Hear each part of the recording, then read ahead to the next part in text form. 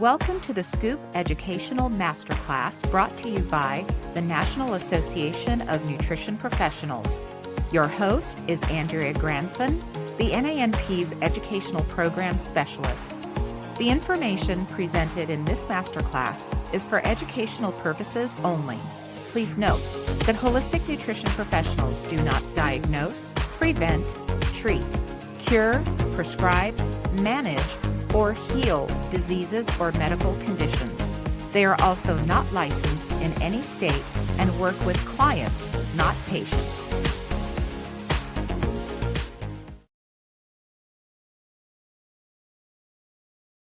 Hey everybody, Dr. Shawn Talbott here. Hey, I'm really excited to be presenting this masterclass to you on the topic that you can see on the screen right now, optimizing mental wellness, the brain-body biome. So we're going to be talking in this, we're going to be talking about the microbiome, we're going to be talking about gut integrity, we'll be talking about the gut-brain axis, we'll be talking about the whole range of mental wellness mood states. So we'll talk about depression and anxiety and mental focus and energy levels and sleep quality and things like that. So hoping to get through this in less than an hour, but it's sort of a deep dive into this concept of mental fitness. This is my 14th book. I've been writing about this concept for a long time.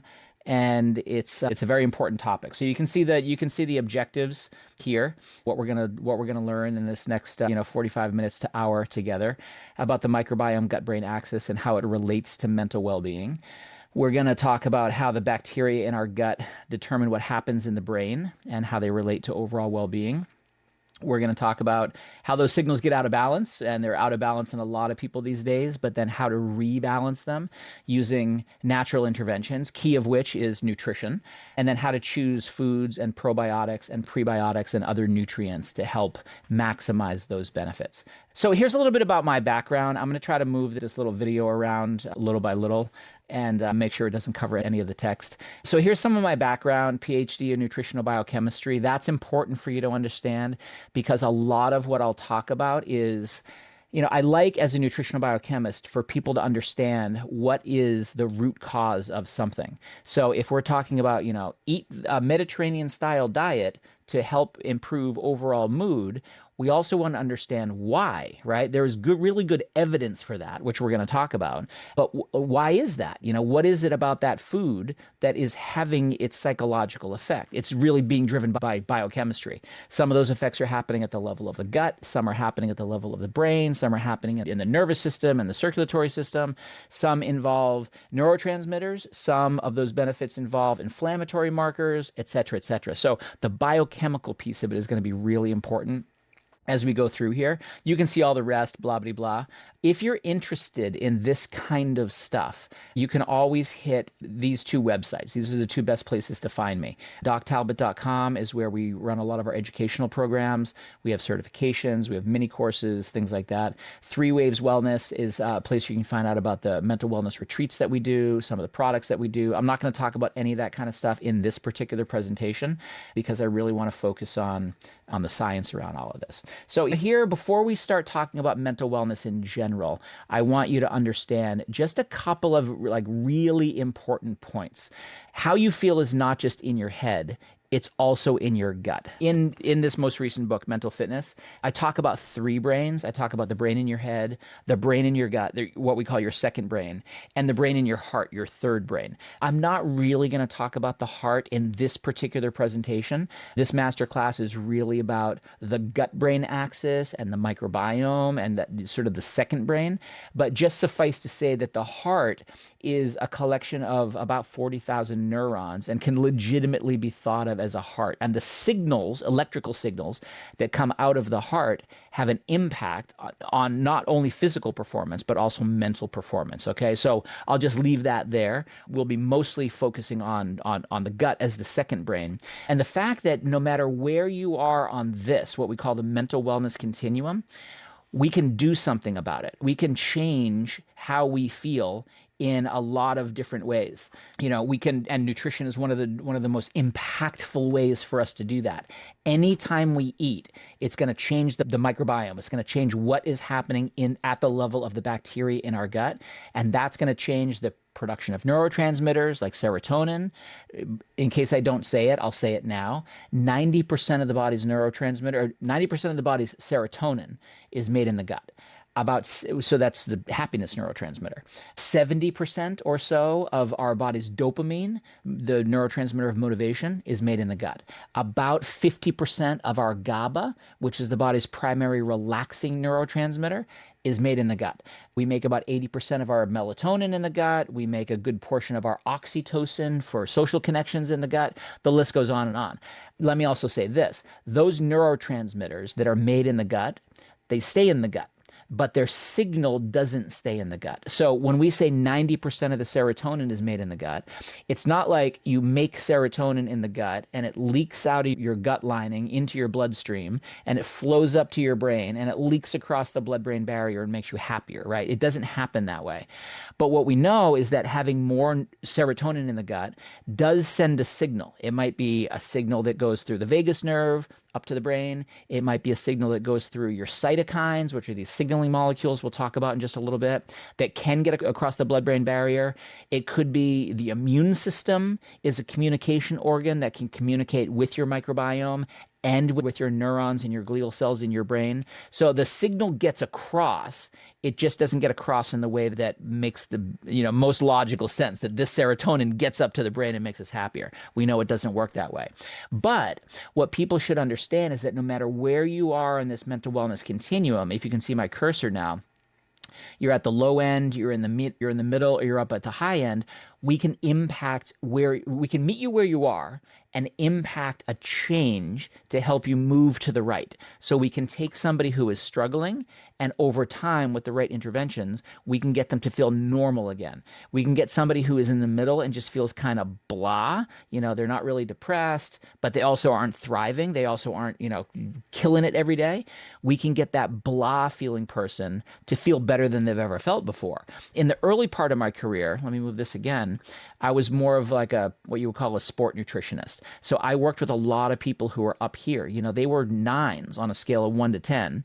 And they even wanted to get better, right? They wanted to be a 9.1 or a 9.2 or a 9.3 because of the perspective of, if you have better mental fitness, you can have better physical fitness. You can have better physical performance. So when you're talking about an Olympic athlete where the difference between the gold medal and not even qualifying for the finals is less than a second in a lot of cases, having that mental edge allowed you to get that physical edge. There's room for everybody on this mental wellness continuum.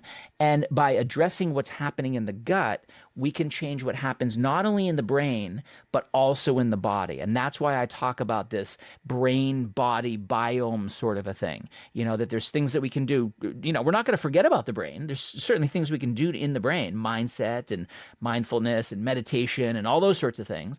But by only focusing on the brain in your head, you're missing a lot of really important tools. And focusing on the second brain in the gut is one of those very important tools that we're learning more and more about. Okay, so that's the continuum. As soon as I start talking about 2 brains, unless you've heard this story before, you might be sitting there going, 2 brains? I know people who don't even have 1 brain, just because of how people are. But this idea of 2 brains and the gut-brain axis, when I started writing about this 20 years ago, we didn't know very much about the microbiome, certainly not as much as we know about it now. And the idea that what happened in your gut influenced anything more than just like digestion and nutrient absorption was really kind of a strange idea 20 or so years ago, certainly 30 years ago. Nowadays, I still wouldn't say that it's mainstream thinking. I still, have a lot of medical friends who, the gut is the gut and it doesn't affect the brain, and the brain is the brain and it's not influenced by your intestines. But that thinking is changing. We're starting to see, gut interventions showing up as peer-reviewed scientific publications in psychology and psychiatry journals, and vice versa. That we're seeing this more of an integrated approach. So here's my book in the middle. Again, if you're interested in more of this kind of information, these are two other books that I highly recommend. This one, The Mind-Gut Connection by Emran Meyer. This one really is one of the sort of seminal books that really unpacks this two-way communication across the gut-brain axis between these two brains.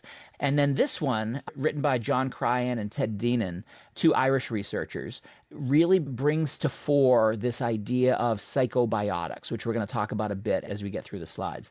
This idea that we can intervene at the level of the microbiome to change psychology. And under that idea of psychology, we're talking about everything from, there are trials that look at major depressive disorder and generalized anxiety disorder and ADHD and schizophrenia, and the list goes on. But what I'm more focused on are the people who just feel kind of blah, the people who are in the middle of that mental wellness continuum. They might be people that you counsel on a regular basis. We're not diagnosing, we're not treating diseases. We're really getting in there, and with a lifestyle orientation, we're helping those people feel better and perform better. And there's all kinds of ways we can do this. We're going to try to unpack some of it over the next little bit. So it makes sense to most people when we talk about the gut that if your microbiome is out of balance in your gut, if your bacteria, if you have too many, I'm going to say this very simply, just for effect. Let's say that you have dysbiosis, or your microbiome is dysbiotic. You have too many bad bacteria and you have not enough good bacteria, right? That's a very simplistic way of saying that your gut is out of balance, or your gut microbiome is out of balance. If that's out of balance, it makes logical sense that you're going to have gut issues. So you'll see things like, gut issues, irritable bowel syndrome, ulcerative colitis, Crohn's disease. You'll have garden variety, gas and bloating and digestive disturbances and, things like that. That's very sort of, straight line for most people, right? Very logical. Your gut's out of balance, you're experiencing these gut problems. But you see a graphic like this, and you see that what happens in the gut doesn't stay in the gut. It permeates out into the rest of the body and eventually into the mind. So we start to see things like autoimmune problems like rheumatoid arthritis. You start to see metabolic problems like obesity and diabetes. And then you start to see some of the psychological and neurological problems. So psychological problems like depression, anxiety, autism, schizophrenia, and neurological problems like Parkinson's, ALS, Alzheimer's disease. They're all related. And you could go right now. You could pause this presentation, go over to ChatGPT or Google or Perplexity or any of those search engines and type in microbiome and whatever condition you're interested in, and you're going to see dozens, in some cases hundreds, of different scientific publications showing not only a correlation, but very likely a causative relationship, linkage.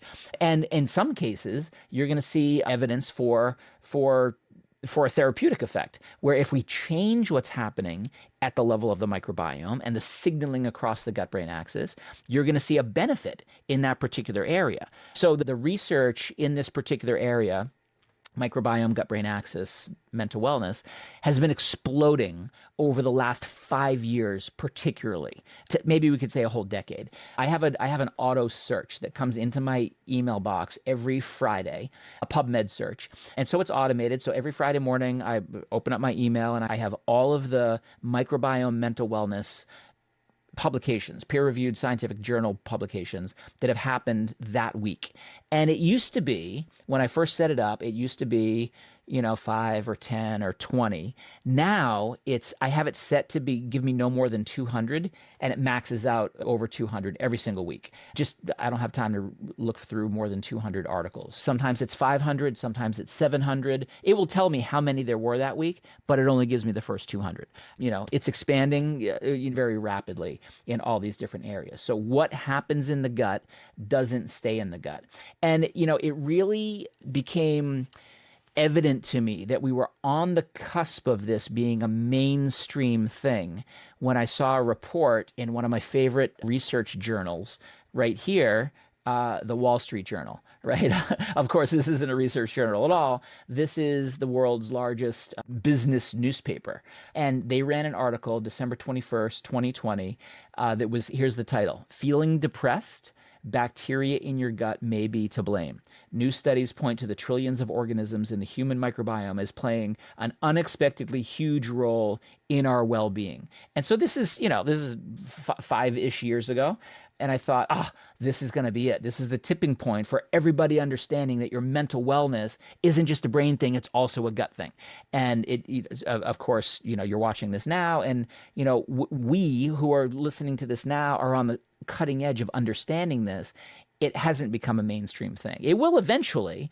Someday people will go, well, of course. Everybody knows that what happens in your gut, your second brain, influences what happens in your head, your first brain. Someday that will be garden variety information that everybody understands and that our grandmothers will tell us, and et cetera, et cetera. But we're not there yet. We're still sort of on the cutting edge. This next slide, I'm not going to read through all of these, but you can hit pause and you can read through them.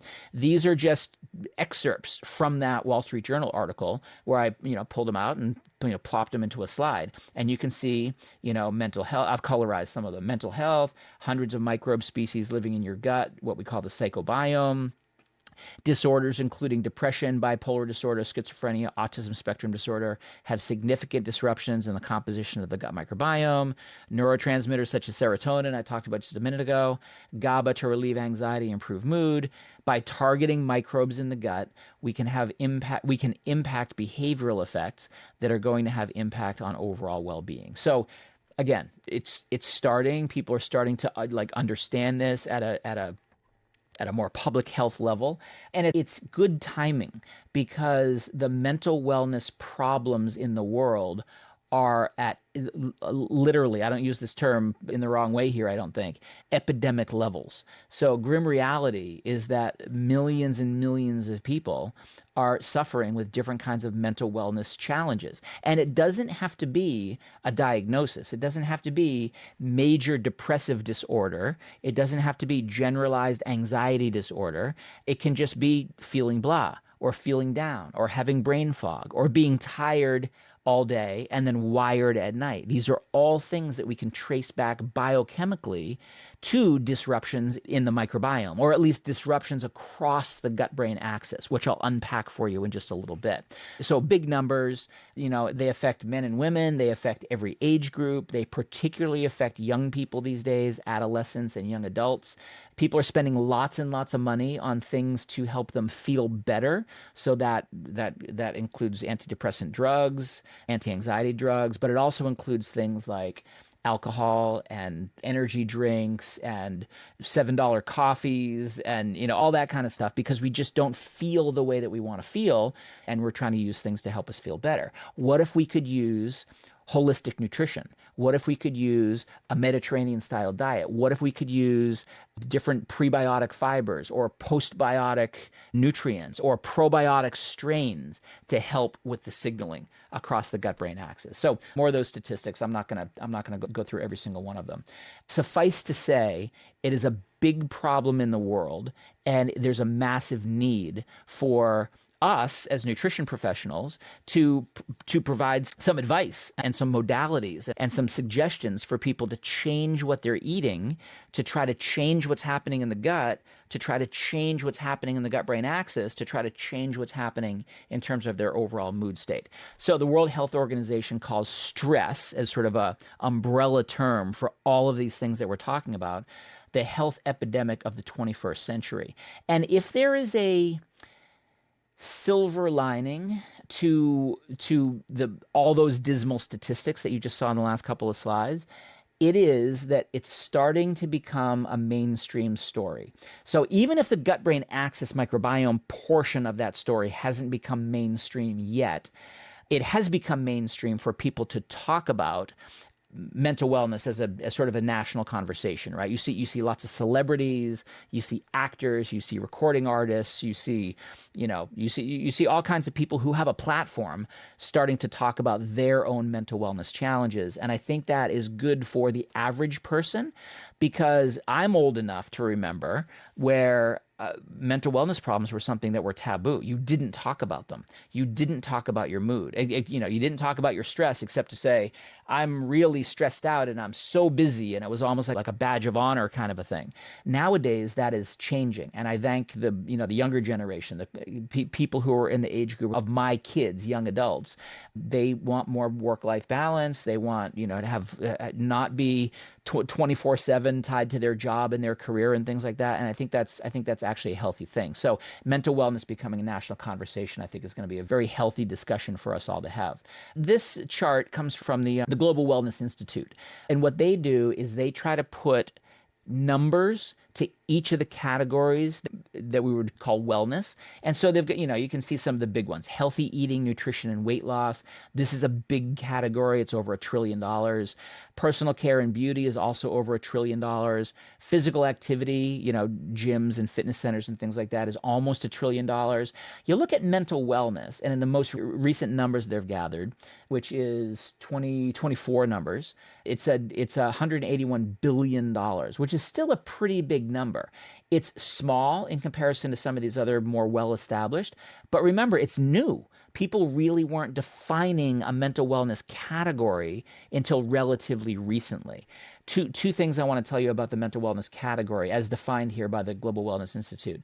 This is the only one that actually grew over the COVID pandemic. All the other ones shrunk in terms of their overall size and number of people participating and dollars spent and things like that. So this is the only one that grew during the pandemic. And this is the one that has the rapidest, the most prominent year-over-year projections for the next 5 years. Mental wellness is going to be growing faster, double digits, 14, 15% year over year for at least the next 5 years. So this will actually reach close to $300 billion by 2030, which is a very large number. So lots of people in the category, lots of people taking a look at it. And what a number like this tells us is that a lot of people are looking for mental wellness solutions, right? They're looking for a natural solution for their mood or for their fatigue or for their brain fog or for whatever falls under that category of mental wellness. What I measure in the research that I do as psychological mood states, which we're going to talk about too as we go through here. Okay, so another couple of key concepts about mental wellness. I showed you the mental wellness continuum and that everybody is on that continuum. Mental wellness isn't a black and white sort of a thing. It's shades of gray, if you will. But some of these other key concepts are this. It's an active process. It's not a one and done. It's not a silver bullet, treat it and the problem goes away sort of an issue. Active process. It's integrated and holistic in nature. So depending on the signal that we're talking about, if it's a neurotransmitter signal or if it's a inflammatory signal or if it's a nervous system signal or whatever the case may be, we want to integrate as many of those signals as possible. And nutrition is one of the most integrated, multi-signal approaches that we can take. So nutrition is going to be the main thing that we're going to be talking about, towards the end in terms of like, what can we actually do to effectuate a positive change in somebody's mental well-being, integrated and holistic. And then this last one I think is really important for the kind of work that we all do. People are looking for non-clinical strategies. And part of this is because, natural is kind of having a moment right now. People are looking for that kind of stuff. But the other reason for it is that the things that have been on offer to change how we feel for so many years, chief among which is, things like antidepressant drugs and anti-anxiety drugs, lots of people have tried those and found that they don't work particularly well. So I'm not an anti-pharmaceutical person. I'm glad that they're there for the minority of situations that need those sort of approaches, but they're very, well, they're not integrated and holistic in nature. And one of the ways I try to describe this is that mental well-being is a multifactorial issue. It might be your neurotransmitters, like a serotonin or a dopamine, but your neurotransmitters might be actually fine. They're just being blocked in how they work by stress hormones like cortisol or inflammatory markers like cytokines. So you could say, well, it's not a neurotransmitter problem, it's an inflammatory problem. Well, where's that inflammation coming from? It could be that your immune system is out of balance. Either your immune system is suppressed or your immune system is agitated and overactive. Well, what's causing that immune system problem? That could be a gut integrity problem. It could be a problem with your barrier function in your gut, what some people would call leaky gut. Well, why is that out of balance? Why is your gut leaky? Well, it could be a problem with your balance between your good bacteria and your bad bacteria. It could be a gut microbiome dysbiosis. It could be any of those or all of those, and they all have a different impact on your physical health and your mental well-being. Integrated and holistic, this multifactorial problem, you don't want to come at it with one thing like a Prozac or a Xanax or something like that. Again, not to say that those aren't effective. They're just effective in a different way. They're doing something different. They're the wrong tool for the job. They are not a multifactorial approach like a nutrition program would be, or a lifestyle program, or a sleep hygiene program, or et cetera, right? So that idea of non-clinical strategies, because they're multifactorial in nature, are sort of seem to be tailor-made for this multifactorial problem that we're broadly calling mental wellness dysfunction or mental wellness problems. Okay, so on that note, when we're talking about these things, when we're talking about mental wellness problems, it's important for us to make the distinction that we're not talking about mental illnesses, right? None of us are trying to be licensed mental wellness counselors. One of the things that I do is I train certified mental wellness coaches. And so some of those people start off as, nutritionists or personal trainers or dietitians or, some allied health professional, nurses. We get a lot of NPs, we get a lot of naturopaths, that kind of stuff into the program. And we're very careful to say, look, we're not treating depression, the disease. We're not treating anxiety, the disease, but depression and anxiety are also just mood states that we all have. When you wake up in the morning and you say, I'm a little depressed today, you didn't just diagnose yourself with major depressive disorder. You're talking about an emotion. You're talking about a mood state. And so that distinction is very important for us to understand, that this dual axis paradigm, we're not working along this x-axis, this mental illness where we're trying to cure a disease.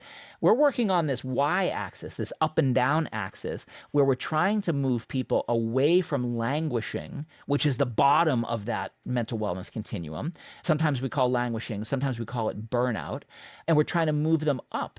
So this one's going up. The mental wellness continuum was going, left to right. There's all kinds of ways that we can describe this, but we're trying to meet somebody where they are and move them towards flourishing, or move them towards vigor, which is the opposite of burnout.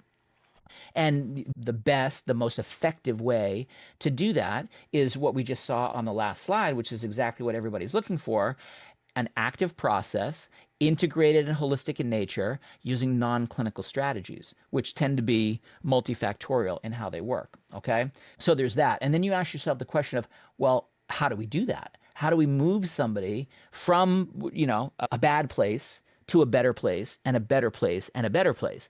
One of the ways to do it is with natural therapies. So a good part of my career, I have studied traditional Chinese medicine, traditional Indian medicine or Ayurveda, traditional Japanese medicine, what is called Kampo.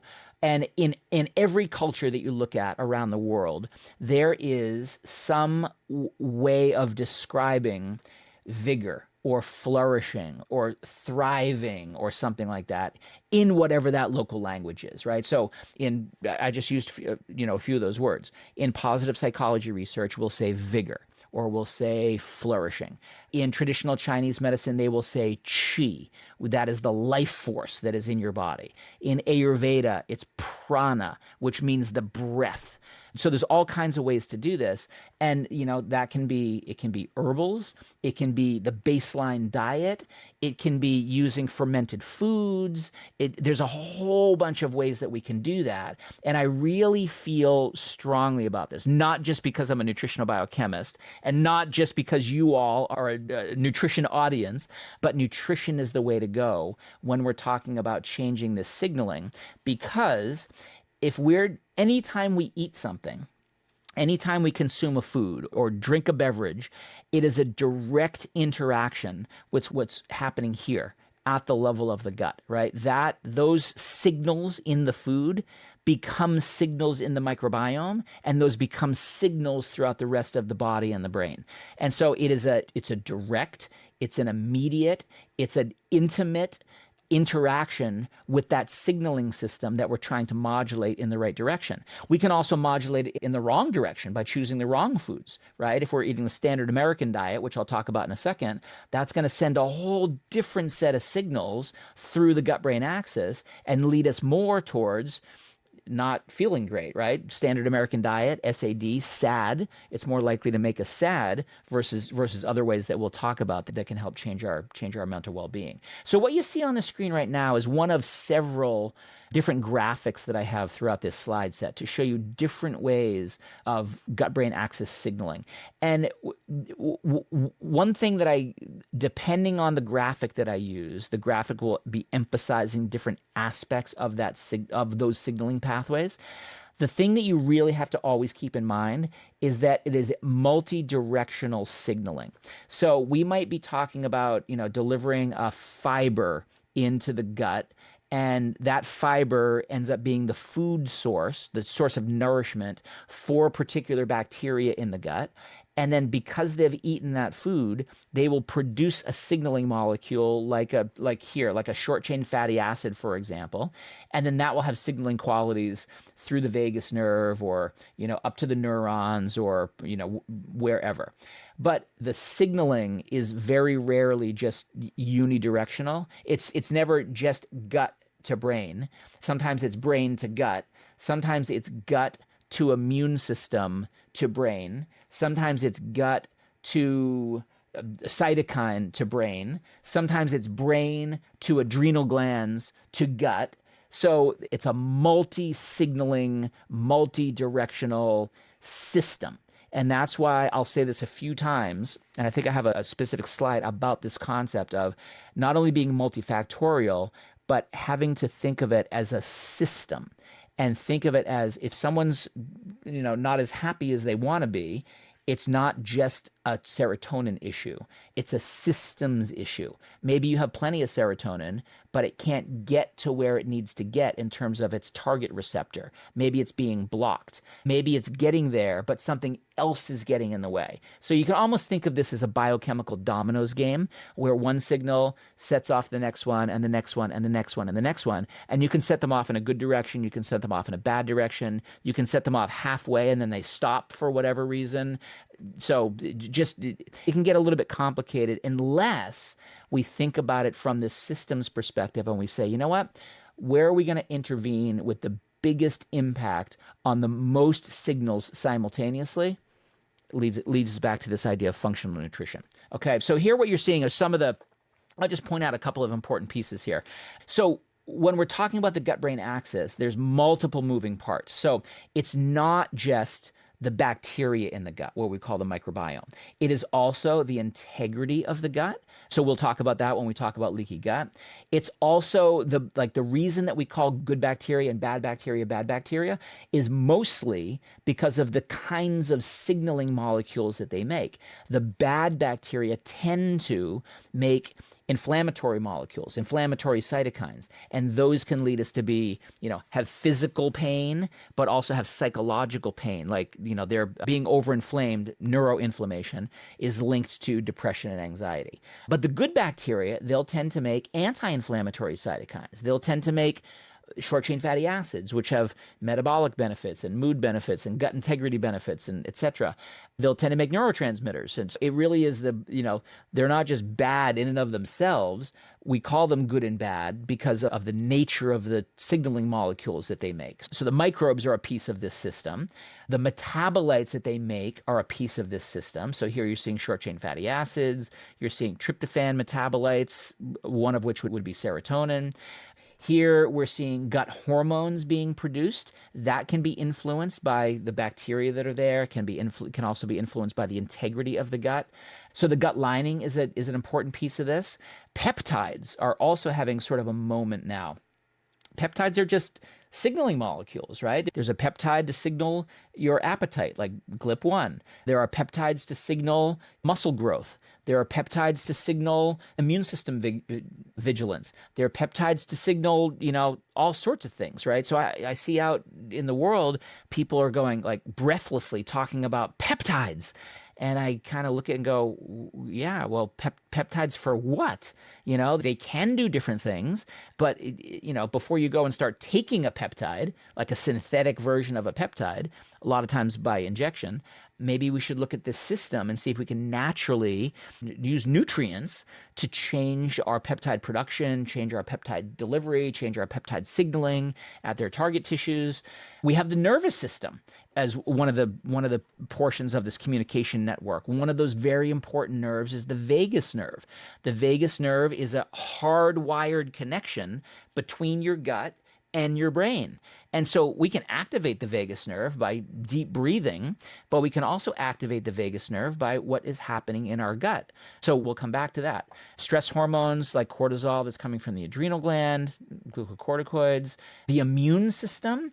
We think of the immune system today a lot different than we did 20 years ago. 20 years ago, we didn't understand the immune system as well as we do now, but we thought the immune system was really just a shield. It protected us from viruses and bacteria and cancer cells and things like that. Immune system vigilance was and still is an important thing. But now we understand the immune system as a communication organ across the gut-brain axis. So your 70% of your immune system is in your gut. And part of the reason for that is that you want your immune system in constant contact with your microbiome and with all the things that we're delivering to the gut every time we eat, right?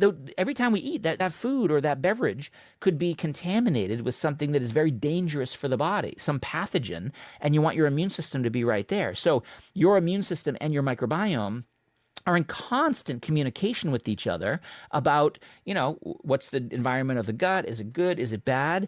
But that information then gets taken by the immune system and transmitted throughout the rest of the body. Does it set off a stress response? Does it set off a relaxation response? Does it go up to the brain and set off a depression signal or an antidepressant signal? The immune system really is this almost like a cellular and biochemical Pony Express system throughout your body and eventually up to your mind. So that's an important piece of it. And let's not forget about the brain. We've all experienced the brain communicating down to the gut. When you feel nervous, when you feel tense, you might lose your appetite for a little while. When you've been stressed out chronically for a while, you might have a ramped up appetite and you might be seeking comfort foods and things like that. The brain has an effect on what's going on in the gut. The gut has an effect on what's going on in the brain. And, the axis in between, that word axis, when we talk about the gut, there's things we can do in the gut. When we talk about the brain, there's things we can do in the brain to help people feel better. But the axis isn't just a throwaway word. The axis refers to all of that communication machinery, the endocrine signals and the cytokine signals and the nervous system and the circulatory system and the endocannabinoid system. So it's the communication network between your two brains. Okay, so I hope that wasn't too much, because the sort of moral of that story is that, yes, it can get complicated if you want it to, but it also gives us a multitude of places that we can intervene using natural options, chief of which is nutrition, to change and modulate those signals in the direction that we want. Okay, so here's another way of looking at that. I told you I was going to use multiple graphics. So here's another little more simplistic way. But what happens in the gut is going to affect all of these different things that we put under the umbrella of mental wellness. Okay, so I already mentioned the pharmaceutical thing a little bit. We've known that pharmaceuticals don't work particularly well for most people. So it's a minority of people that this is the right tool for the job. And we've known this for a long time. What is the data on this paper? 2009. These are things that are not secrets. And if you know someone who's ever had to struggle through, finding the right antidepressant medication therapy, it's hit or miss, right? It's trial and error a lot of times. Try this dose of this particular drug and we'll see how you do after a couple of months. Oh, it didn't work. Let's try a larger dose of that drug. Oh, that didn't work. Let's switch you to this other drug at this dose, this dose. So it can be a very frustrating process, probably for the reason that I said before, that in this multifactorial problem, it's only addressing one little piece that may or may not be the piece that needs addressing in that particular person. So circle back around to multifactorial problem needs a multifactorial intervention. People ask me sometimes, how do we know that the microbiome is causally involved in mental well-being versus not just related? Is it really the thing that is driving the change in mental well-being, or is it just correlated, right? Correlation versus causation. And we know this from studies that have been done about 20 years ago, where you can actually switch the microbiome between different kinds of rodents, chiefly in these kinds of experiments, mice, where you can take the microbiome from one mouse and put it into another mouse. And what happens is that mouse that received the transplant, the fecal microbiome transplant, FMT, they basically take on the behaviors, the biology, the biochemistry, the psychology of that donor animal. So here's an example. You take an obese microbiome, you put it into a lean mouse. That lean mouse becomes obese.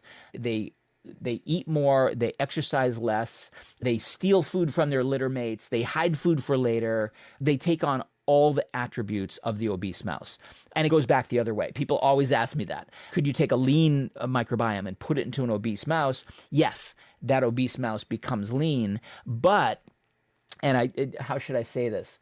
You have to maintain the leanness. That obese microbiome will start to retake over the lean microbiome unless that lean mouse now stays physically active. They run on the wheel. They have to, eat the proper diet. They have to do all the things to maintain that leanness. Otherwise, the obese microbiome, in a sense, is stronger in certain ways, so it starts to re-exert itself. But it's possible. But that isn't really what I want to talk about. You can say that and go, well, you can change metabolism. Can you really change behavior? Can you change psychology in the same way? And yeah, those same kinds of studies have been done with psychology. So here you can take a kind of mouse that is more of an introvert. It doesn't like to socialize with the other mice. It doesn't like to go on the wheel and run. It doesn't like to go out and play with its litter mates and go out into the arms of the maze and things like that. So you can take its microbiome, a shy mouse, and you can put it into an extroverted mouse, a mouse that does like to sort of be the life of the party, and it does like to exercise a lot, and it does like to explore different parts of the cage and go way out there on the different arms of the maze and things like that. And you switch their microbiomes, and you take an introvert and put it into an extrovert, and the extrovert becomes an introvert, and you can take it back the other way as well. So you can show that you can swap psychologies by swapping the microbiome. And then people will say, well, fine, that's great for mice, but does it actually work for humans? Humans are, much more complex and much more, complicated. And yeah, the same sort of thing happens for humans. And so here the study is looking at the microbiome of people with depression, major depressive disorder, and non-depressed normal happiness controls. And you can see that this is a lot of gobbledygook, but it's showing you here's major depressive disorder, and here's all the different species of bacteria in their microbiome. And you can see that this pattern is different than the non-depressed controls. And when you graph it this way, you can see that the ones in red, the major depressive disorder, have a different biotic makeup than the blue. Where's my cursor? There, than the blue. So they're different. There's something different about those microbiome structures and functions, which we'll talk about in just a little bit. The difference between microbiome structure and function is the structure is who's there, like what bacteria are there, how many of this species, how many of that species. The other part that's really important is what are they doing? So what metabolites are they producing? Are they producing more serotonin and therefore you're happier? Are they producing more inflammatory cytokines and therefore you're less happy or more sad or more irritable or more tense or something like that? So some of what we're looking at when we measure the microbiome is looking at who's there, the actual bacteria. But I think a lot of it really depends on what are they doing? What are those metabolites that they're making? And, not to, preempt what I'm gonna say later, we can tune that microbiome to make more GABA, for example, to help people calm down, or make more serotonin to make people less sad, or make more dopamine so people are less fatigued, right? Those data exist now, and I'll show you some of that as we go through. But in this particular trial, what they did was they took the microbiomes from depressed humans and put it into normal mice, and those normal mice became depressed, or at least exhibited what it says here, depressive-like behaviors. They lose their appetite, they don't want to exercise, they don't want to socialize, they just sort of go sit in the corner of the cage and sleep most of the day. So you can't ask a mouse, is it happy or sad, but you can observe what it does, and it acts like it's depressed after it gets a microbiome from a depressed human. So with all of that, you can sort of broadly put your gut-brain axis into a good category, what you see here in the green, or you can put it into a bad category. And again, part of it is the bacteria, who's there. Part of it is what are they producing, the metabolites. Part of it is the integrity of the gut, what we would call leaky gut. Part of it is the state of the immune system. Is your immune system balanced, what we would call primed? Or is it underactive or overactive? Is it suppressed or agitated? All of that has bearing on the signals that are eventually getting up into the brain and determining, ultimately, how I feel and how I show up in a given situation and how I behave and conduct myself in the world. It all stemming from, this kind of bottom up kind of a thinking. Okay, let's talk about leaky gut real quick. So leaky gut is one of those things that, depending on who you ask, it exists or it doesn't exist. So I usually tell my coaches, use this term leaky gut with caution, because in some sectors of the medical establishment, as soon as you utter that terminology, leaky gut, you're going to be thought of as a crazy person, right? Because so I have gastroenterology friends who will say things like, leaky gut isn't a thing. If it were a thing, we would see it.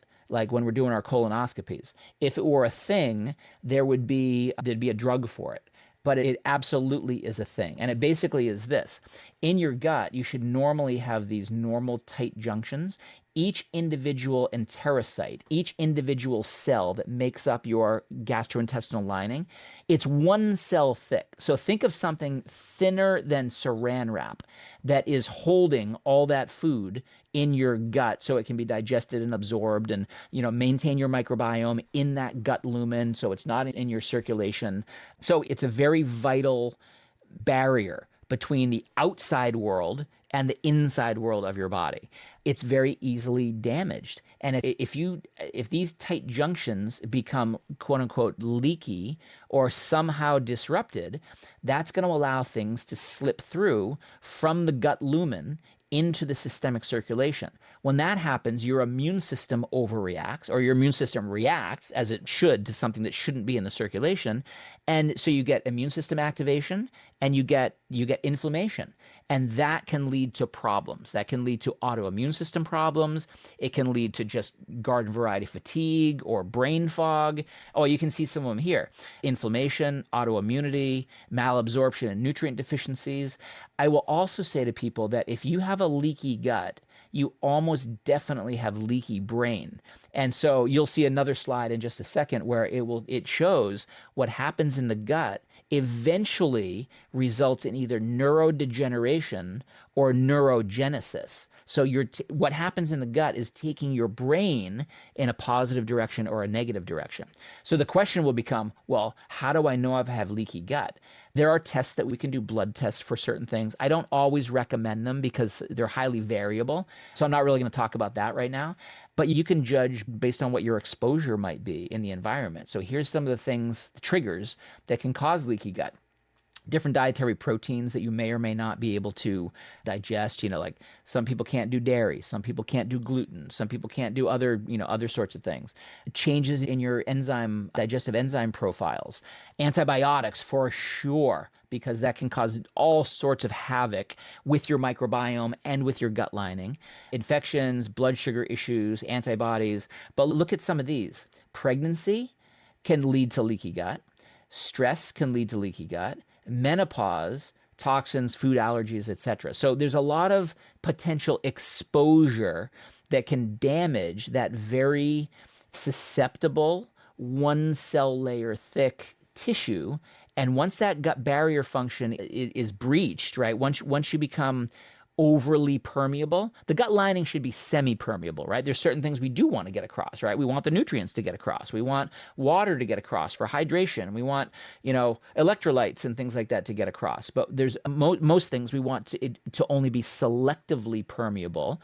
And that's why we have things like active transport of different minerals and amino acids, those sorts of things. But, just to show you that this is not a figment of your imagination, leaky gut is a real thing. And it's such a real thing that there have been enough studies over the years that we know pretty precisely the chain of events that leads from something happening in the gut to something happening in the brain. And leaky gut is going to be a piece of this. So we can take the standard American diet. That's going to be our damaging event.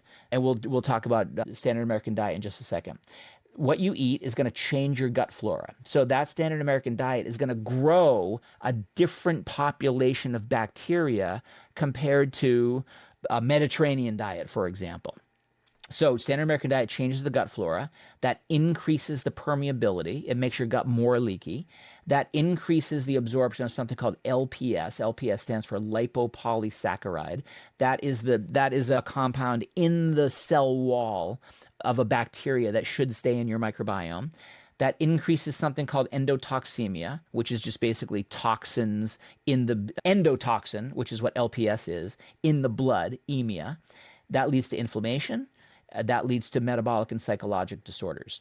So this can just as easily lead to prediabetes as it can lead to depression and anxiety and brain fog and some of those sorts of things. And if we know so much about this, how do we know so much about this?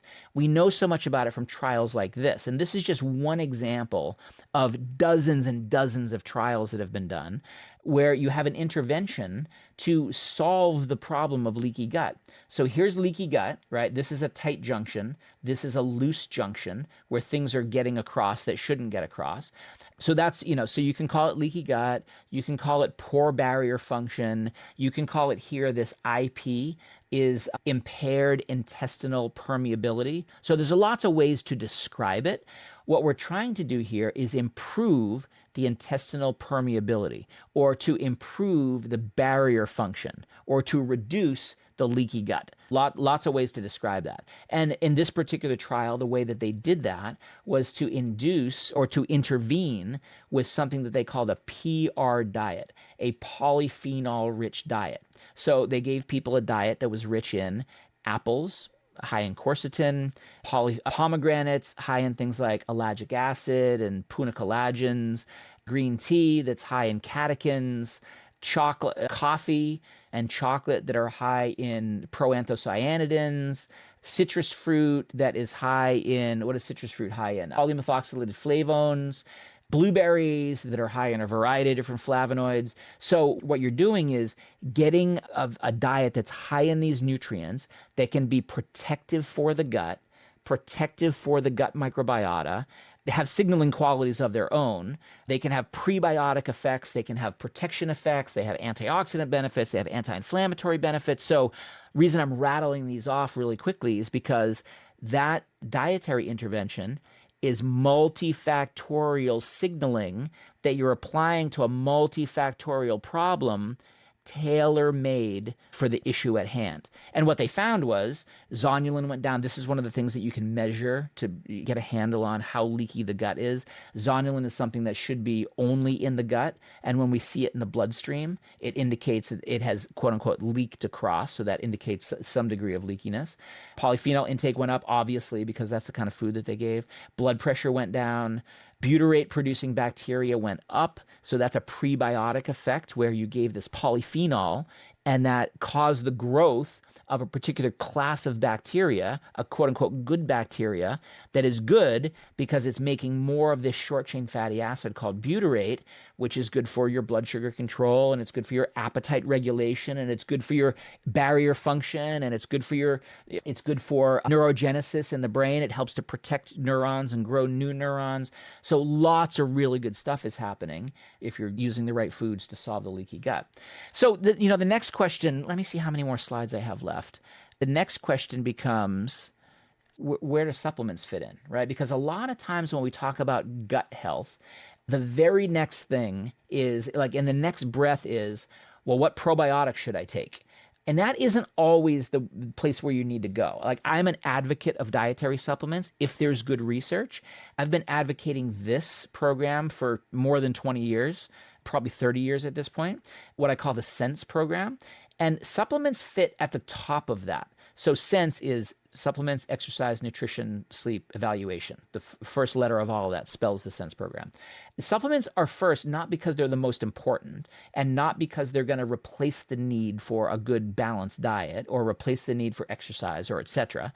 They're first because I really feel if you can get an effective, properly formulated supplement, it can help enhance the other pieces of the SENSE program. So if you can get a supplement that helps somebody with their motivation and their exercise, they might be more likely, or motivation and energy, they might be more likely, more inclined to become physically active. Whereas before they might have said, I don't have the energy, I don't have the motivation.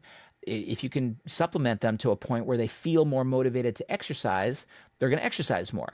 If you can get a supplement that helps them with their appetite and craving modulation, for example, we can give an Akkermansia strain of probiotic bacteria that can increase GLP-1 production naturally, and that's going to help them with their appetite and their cravings and their food noise and things like that in a different way than something like Ozempic or Wegovy or something like that is going to. It's a very distinct matter of degree. The supplements aren't going to be like those medications, but you can start to change those signals in the positive direction, and now they're more likely to be less inclined to go stress eating or less inclined to choose a standard American diet, and maybe they're more inclined to choose a salad for one meal of the day, etc. Right? So same thing. You can use a supplement to help somebody relax, and they'll sleep better, and then that better sleep changes their mood state the next day. The supplements can sometimes be almost like that easy button for a lot of our clients to say, okay,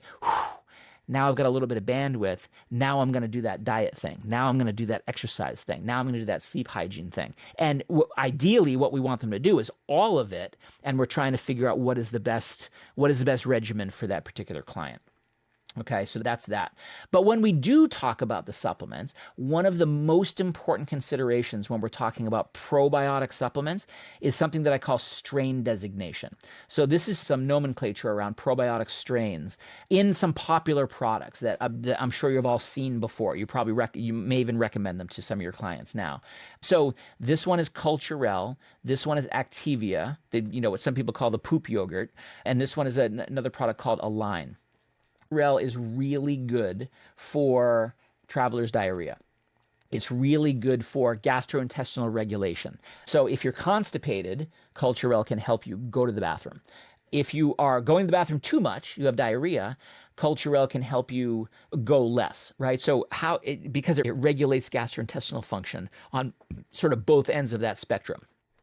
Activia is bifidus regularis, can really help with regularity. So that's why it's jokingly called the poop yogurt. You eat more of this and it helps you go to the bathroom.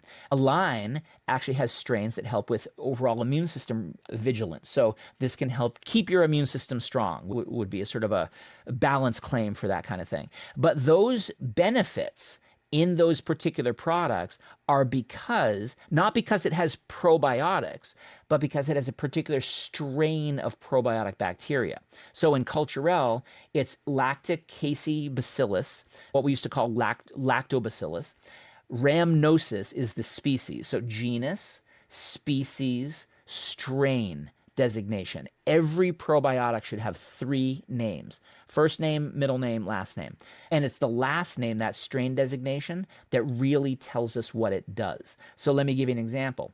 Lactobacillus rhamnosus GG is Culturelle, good for gastrointestinal regulation. There's a Lactobacillus rhamnosus R0011 that I've used in formulations for various companies that is an anti-stress strain. So we know it's anti-stress because we know it will lower cortisol levels, body's primary stress hormone, and it will raise GABA levels, body's primary relaxing neurotransmitter.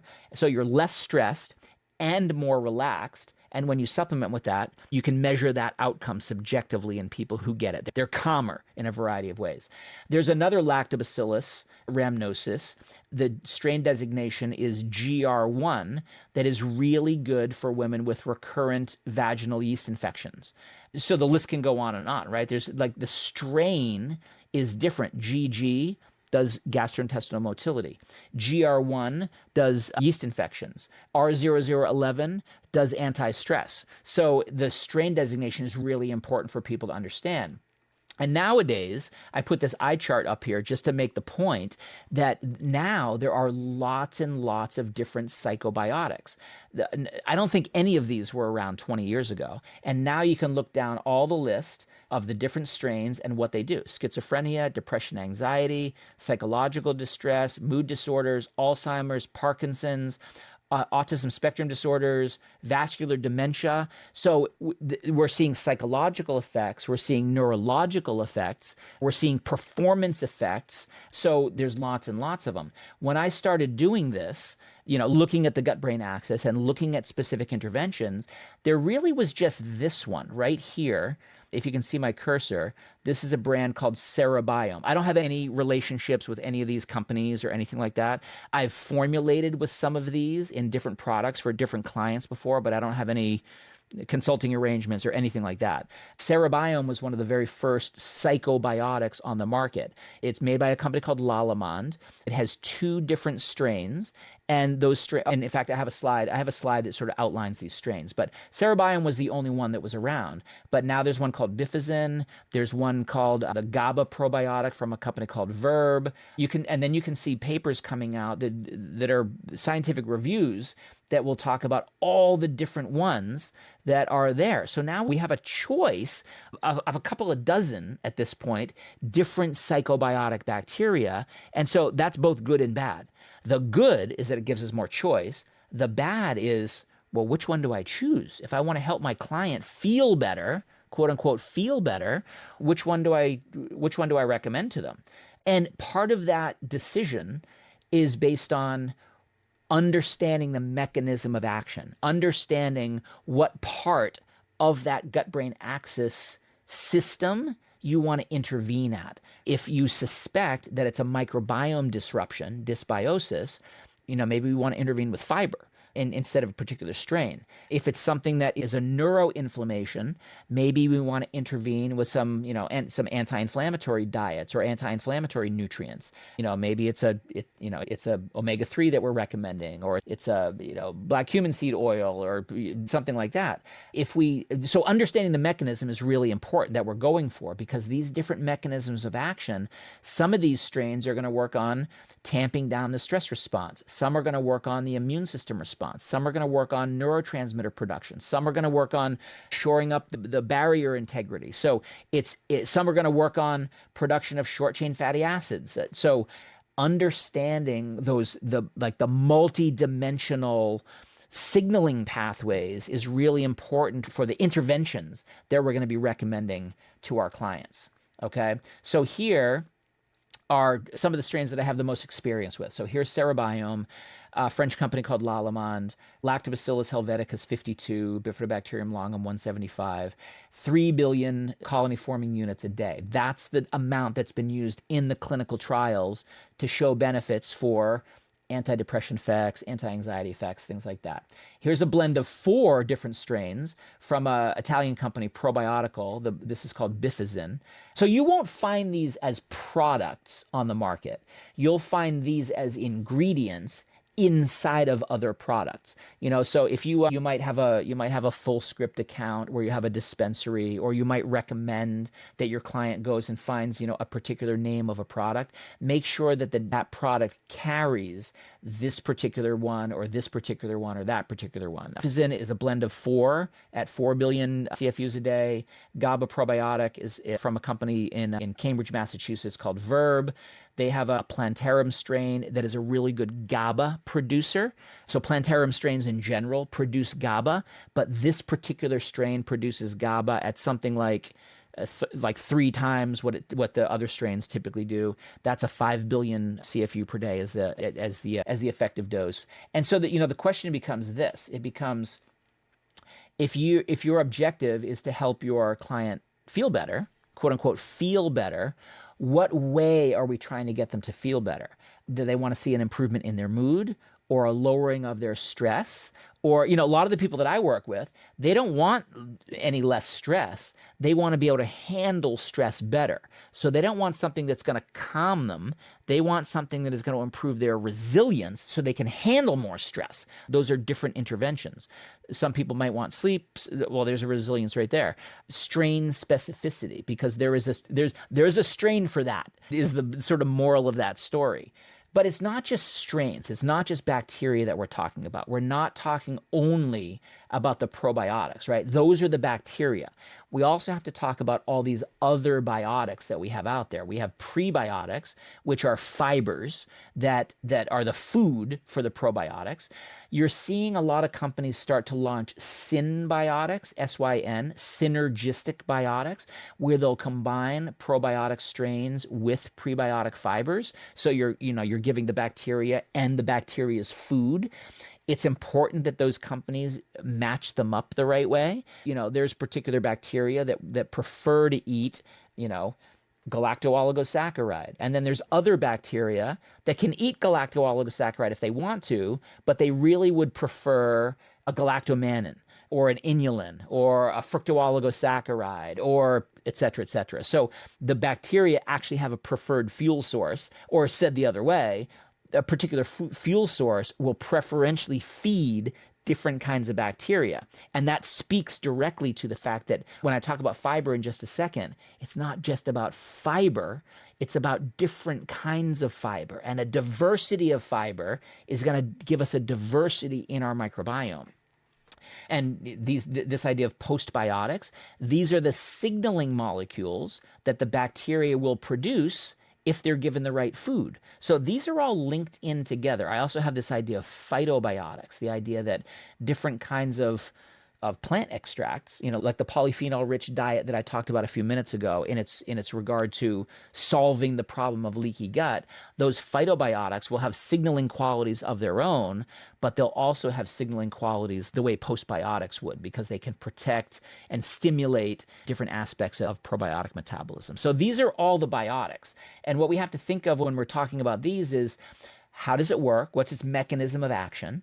What is its onset of action? Because people are going to say, well, all right, if I start taking this probiotic, how quickly until I feel better? How quickly until my mood is improved? How quickly until my stress is lower? How quickly until I'm sleeping better again? All those are valid questions.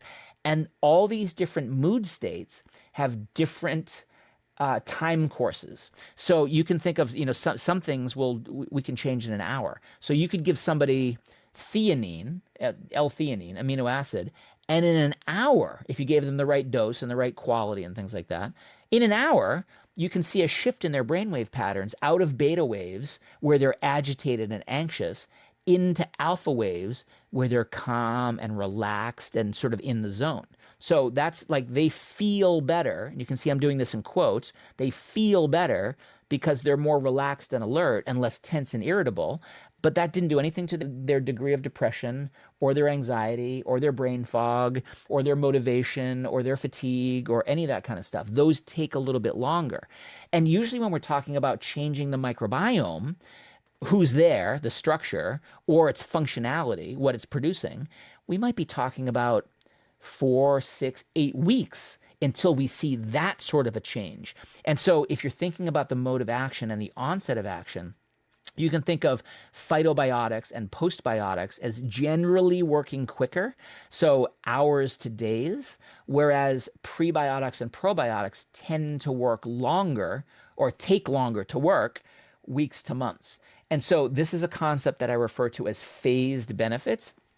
If we're strategic in what we recommend to our clients, we can say, you know what, we're going to help you feel better almost immediately in these certain ways. And if you will stay on the regimen of, eating more of these foods and maybe supplementing with this amino acid or that probiotic strain or that fiber or whatever the case may be, we can help you feel more better after a few days and more better after a couple weeks and more better after a couple of months, because maybe their stress goes down after a day, and now their brain fog goes away after a week, and now their resilience improves after 2 or 3 weeks, and now their depression and anxiety go down after 4 weeks, 6 weeks, 8 weeks. So that idea of phased benefits, the person getting better and better just because of the nature of how those mood states manifest. Okay, so and we can put together whatever those symbiotics are. Almost done here. I want to share with you something that's really impactful, just to make the point that what happens in the gut has huge ramifications for what happens in the rest of the body, including the brain. This is a graphic that describes a bunch of different studies that have been done, all along the same idea of using something like autism, which is a gut-brain axis dysfunction. There's problems going on in the brain, there's problems going on in the gut, there's problems going on in the axis, the signaling mechanisms, and you have a wide variety of severity, wide variety of different symptoms.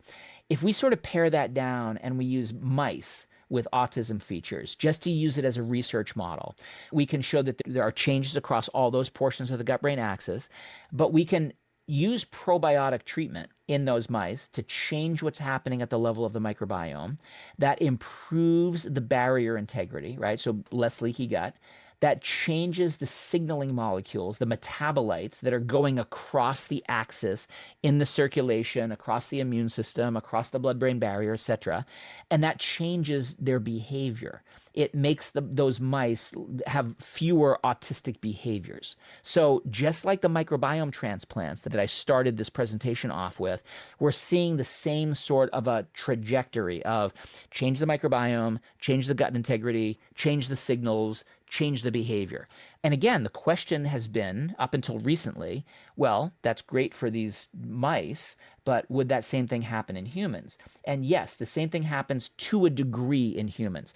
There are clinical trials underway, different parts of the world, looking at fecal microbiome transplants in adults and children with autism and, across the whole autism spectrum.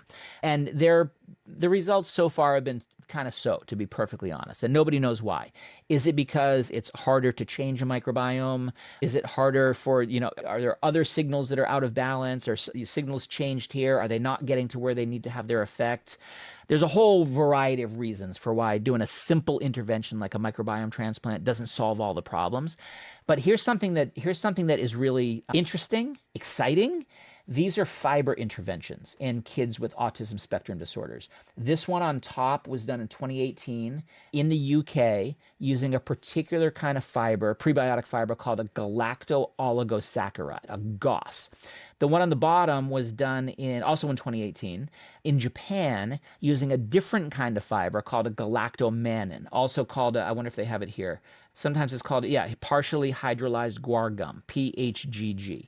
So both of these interventions were pretty much the same intervention, where they took the kids with autism spectrum disorders and they supplemented them with fiber, either GOS or galactomannan. And they followed them for 8 weeks or so. And what they found was exactly what I showed you on that previous cartoon. You use the prebiotic now, not a probiotic intervention. You're using a prebiotic fiber. It changes the microbiome because it's the food for particular bacteria. Now you're growing different bacteria. Now they're producing different metabolites. That's changing the integrity of the gut barrier, so less leaky gut. It changes the metabolites that are in the systemic circulation and across the whole axis signaling system. And it's changing the signals that get up to the brain, and it's a result in a change in behavior. So better social connections, more eye contact, less acting out, fewer gastrointestinal problems, right? Fewer, bloating and constipation and stomach aches and things like that. Less acting out and irritability. And so, you look at that and you go, how in the world could something as simplistic as a fiber intervention, a fiber supplement, lead to changes in behavior in these autistic kids? Doesn't make any sense, except for it makes total sense when you understand that whole cascade of the biochemical dominoes effect across the gut-brain axis from the microbiome all the way up to the neurons in the brain. So that brings us to the last part of the presentation, which is, what the heck do we do? How do we take all that understanding and apply it to our clients? Well, it comes down to functional nutrition, which is what we do. One of the places to intervene first, in my opinion, is to solve the fiber deficiency that everybody has. And it's not just about getting more fiber. That's a great place to start. But what you don't want your clients doing is, just thinking they can mix up a scoop of Metamucil every day and solves their problem, right? That's a fine approach to increase that kind of fiber. But what we want is a diversity of fiber to grow a diversity of bacteria, to generate a diversity of signaling molecules so that we're resilient in the stressful world that we have. So hardly anybody, except maybe the experts that are watching this masterclass, are getting enough fiber, but there's always room for more. I talk about fiber all the time. It's one of the soapboxes that I get up. I'm gonna skip over this just for time, but if you're gonna add more fiber and you're gonna try to get somebody from taking 10 grams of fiber a day up to 50 grams of fiber a day or 100 grams of fiber a day, go slow. Serving at a time, so you don't get gastrointestinal problems. We have the choice every single time we eat to choose, are we going to have more fiber? Are we going to have more emulsifiers? Are we going to have more fiber and phytonutrients? Are we going to have more fast food hamburgers, right? The standard American diet, I don't think I need to tell this audience, is called SAD for a reason. It can lead us to have more mental wellness problems because we're eating so many processed foods. I could do a whole hour seminar on this. And I'm not so much the kind of person that says there are good foods and bad foods. I just want people to eat fewer processed foods and more whole foods based on statistics like this. This comes from the USDA. This is showing us what people are eating in general. And this is old data. This 63% number for processed foods is more like 75% now. And so what I want people to do is take that yellow and squish it. I want you to eat not 75% of your calories coming from processed foods. I want you to eat less of that. It's probably not going to be zero, but if we can make it not 75%, we can make it 35% or 25%. That means that we're using something else to displace that processed food. And I don't particularly care if that's coming from unprocessed or minimally processed animal foods or minimally processed plant foods. You'll see where I sort of land based on the research in just a slide or two. But if people would eat more whole plants or whole unprocessed meats, that would shrink that processed part, and that would take us in the right direction. Because think again, what we're trying to do is change the signals that are going across the gut-brain axis. We can choose bad foods. More cupcakes is going to lead to a change in the microbiome, an adverse change. That's going to lead to a change in your mucus lining, on your protecting your gut lining. It's going to result in more leaky gut. It's going to result in more inflammatory signaling and more immune system activation. And eventually, up here, it leads to neuroinflammation and neurodegeneration at the level of the brain. Or we can eat less cupcakes and more beans and more whole grains and more fermented foods and etc. And we can change the microbiome in a positive direction, increase the mucus lining, strengthen the barrier function, have anti-inflammatory cytokines, and a primed immune system instead of an agitated immune system leads to neurogenesis and neuroprotection. So your brain is getting stronger based on the foods that you're feeding because of the signaling across your gut-brain axis. So this is one of my favorite favorite slides. If you're interested in having this slide set, you can go to any of the websites I shared before, doctalbot.com or threewaveswellness.com, and you can download this slide set and you can have it to, explain to your clients, what's going on when they choose a particular food.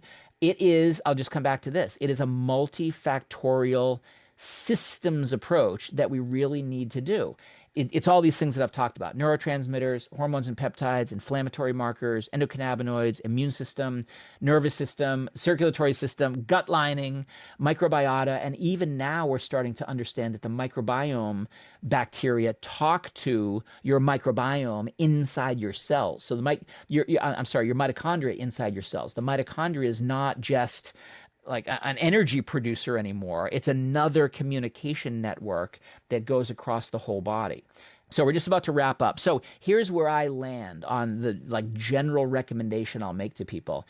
And it really comes down to eat more plants, right? It's the old Michael Pollan thing. If you're eating more plants and you're eating more herbs and spices, you're getting the fuel to grow and stimulate the production in your microbiome of the right kinds of signaling molecules. So here's my mental wellness food pyramid. This is what I advocate in the mental fitness book. You can see where all the other ones fail, where all the other ones fall. Whole grains are a little bit less. Beans and legumes are here. Proteins and dairy are here. Healthy fats, red meat is way up at the top. The only thing that's really being restricted are, processed baked goods, sugars, things like that. It's on a base of movement and social connection and sleep and mindfulness and nature exposure. Here's what it would look like on a plate. Half your plate is fruits and vegetables. And this is based on the data around Mediterranean style diet and inflammatory style diet and Scandinavian style diet and blue zone style diet. I sort of smushed all that together and said, on average, what are the diets that are most associated with positive mental wellness outcomes? We sometimes will recommend the 30 plant challenge to our clients, get sort of a fun way for them to go out there and get more diversity in their diet. So trying to get them to eat 30 different kinds of plants over a 7-day period. And that can be vegetables and fruits and seeds and nuts, but also spices. And this makes it fun for people. And we have people on Facebook sharing recipes and showing pictures of their meals and things like that, because we've got the choice. I said this already. We have the ability to choose how we feel meal by meal. Are we going to choose standard American diet and feel crummy? Or are we going to choose like a more prudent diet? Whether you label it Mediterranean or you label it mental wellness diet, or you just have the parameters of, eating more of these foods and less of these foods, you're going to get the same outcome. So prudent diet versus Western diet, the result of what you eat is going to be a change in signaling across that gut-brain axis, and ultimately a change in how you feel. A couple more books that I'm going to recommend to wrap things up. So I recommend The Psychobiotic Revolution, and I recommended Emran Meyer's Gut-Brain Axis book. I will also recommend these, which are very diet-oriented, very food-oriented. Brain Changer by Felice Jacka. This is very much around the Mediterranean diet and the anti-inflammatory diet. This one, Your Brain on Food, is unpacking the food-mood connection. And one of the reasons I like it is because Uma she's also a trained chef. And so there's a lot of really good recipes in there to give you ideas of like how to prepare these foods if you're not familiar with some of them. So here's my cheat sheet on what we recommend for people to, how do you feed the system the right way? So some of them are nutritional things, like dietary things that we're feeding. Eat fewer processed foods, eat more of the F's, eat more fiber, eat more fermented foods, eat more flavonoids, do the 30 plant challenge. At the bottom here are things that we're eating in terms of supplements: strain-specific probiotics, structure-specific prebiotics, meaning getting different types of fibers that feed different types of bacteria, targeted postbiotic signaling. This could be amino acids like theanine. This could be pasteurized probiotic strains like Akkermansia that will have signaling qualities like GLP-1. Research-backed phytonutrients like Rafuma for depression, or What would be another good one? Ashwagandha, or pomegranate extract for mental focus, or pine bark extract for mental clarity. So there's a lot of choices, but we also have to think about what we're feeding our bodies in terms of physical activity, in terms of sleep quality, in terms of breathing and stress management, in terms of social connections. Those are all really important as well. So I'm going to wrap it up there. I hope this was beneficial for you to understand and unpack a little bit this idea of the fact that the gut, as a second brain, in large part determines what happens here in our head, our first brain. And by understanding the microbiome and the gut-brain axis and the body-brain biome connection at a deeper level, it can enable us to have more tools to bring to bear on the objective of helping our clients improve their overall mental well-being. Okay, so visit me at my website, doctalbot.com and threewaveswellness.com, and I hope that we can stay connected. Okay, thanks for watching. Bye-bye. NANP members can earn 1 continuing education credit for participating in Scoop Masterclasses by taking the corresponding quiz, which can be found in the Learning Center of your My NANP dashboard.